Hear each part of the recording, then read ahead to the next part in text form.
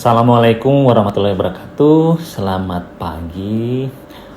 Perkenalkan saya Dr. Arif ya. Hari ini kita mau membahas tentang program hamil. Terutama buat yang baru pertama kali mau program hamil. Nah, sering sekali yang menjadi pertanyaan itu apa? Kapan saya harus kontrol? Ya. Dan sejak menikah berapa lama saya akan harus kontrol ya. Nah, dari sini kita akan mulai membahasnya. Supaya apa? Supaya tidak bingung.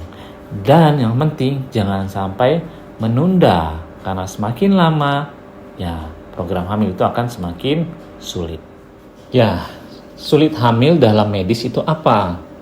Nah, sulit hamil kalau bahasa medis disebut infertilitas. Ya. Definisi infertilitas itu kalau pasangan yang sudah menikah dalam waktu 1 tahun, berhubungan teratur, tanpa kontrasepsi, dan tidak hamil. Ingat ya, 1 tahun. Kenapa 1 tahun? Karena sebagian besar orang yang menikah dalam 1 tahun itu sudah terjadi kehamilan. Oleh karena itu dipakai batasan, kalau 1 tahun tidak hamil, dia dikatakan infertilitas. Dan segera ke dokter kandungan.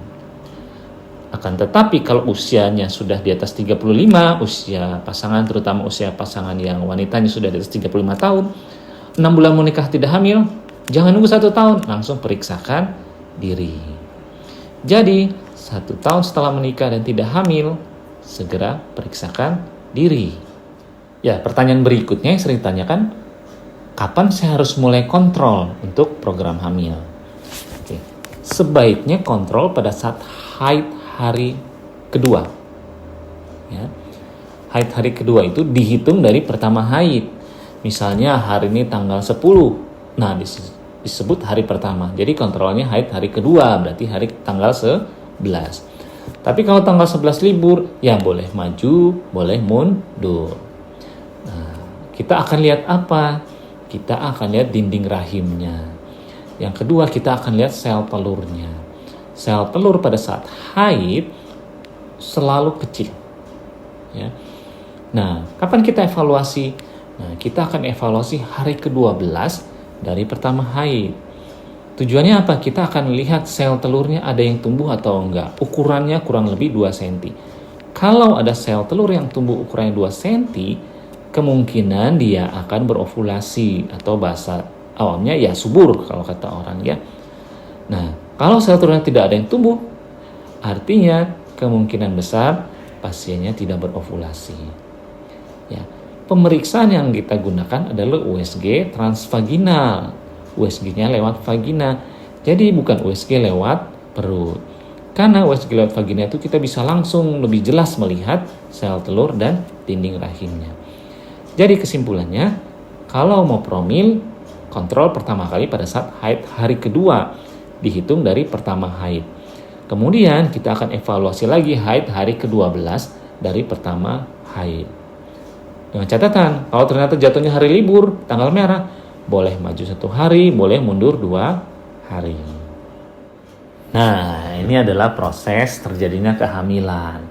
Sel telur itu akan berenang dari vagina, masuk ke dalam rahim, dan melewati tuba untuk menemui sel telur yang sudah ovulasi. Jadi, kalau program hamil ada 3 yang harus kita lakukan. Nomor 1 adalah cek spermanya. Yang kedua, kita akan USG transvaginal yang seperti saya sebutkan tadi. Dilakukan pada saat haid hari kedua dan hari ke-12. Dan yang ketiga, kita akan melakukan pemeriksaan tuba.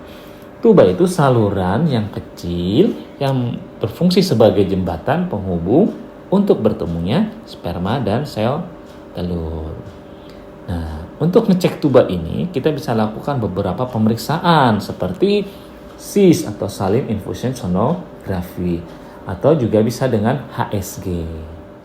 Ya, apa itu SIS? SIS atau Salin Infusion Sonography adalah salah satu teknik untuk memeriksa saluran tuba. Jadi kita bisa melihat tuba itu tersumbat atau tidak. Tuba itu paten atau tidak. Caranya gimana? Ya, pasien pada saat awal-awal atau pada saat haid akan minum antibiotik dulu supaya steril. yang kemudian akan dilakukan pemeriksaan pada saat haid hari ke-9 sampai hari ke-12 dari pertama haid. Nah, nanti apa yang akan dilakukan? Nah, pasien itu akan duduk dalam posisi litotomi. Nanti kita masukin kateter ke dalam rahim. Nah, nanti kita semprotkan cairan steril. Nah, kemudian kita bisa lihat dengan USG nanti ada nggak cairan yang keluar dari tuba kanan dan tuba kiri. Kalau ada cairan yang terlihat dari USG, ada yang gerak-gerak seperti itu di USG, berarti tubanya paten atau lancar. Tetapi kalau kita lihat tidak ada cairan yang keluar dari tubanya, tidak ada yang bergerak-gerak, artinya kemungkinan besar tubanya tersumbat atau tidak paten. Nah, selain kita bisa juga melihat keadaan dinding rahimnya. Dinding rahimnya bagus atau tidak, ada polip atau tidak. Ya.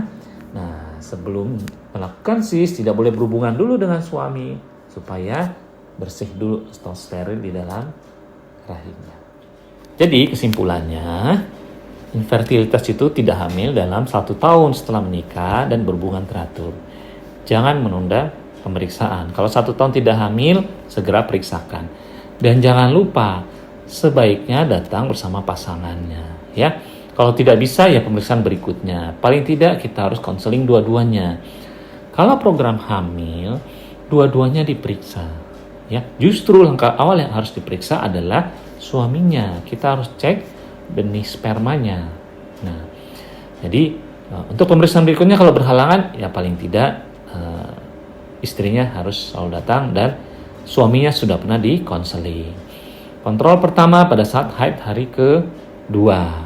Nanti kita evaluasi hari ke-12. Pemeriksaan standar yang akan dilakukan pertama adalah USG transvaginal, yang kedua analisa sperma, dan yang ketiga pengecekan tuba bisa dengan HSG dan SIS. Oke, semoga berhasil dan segera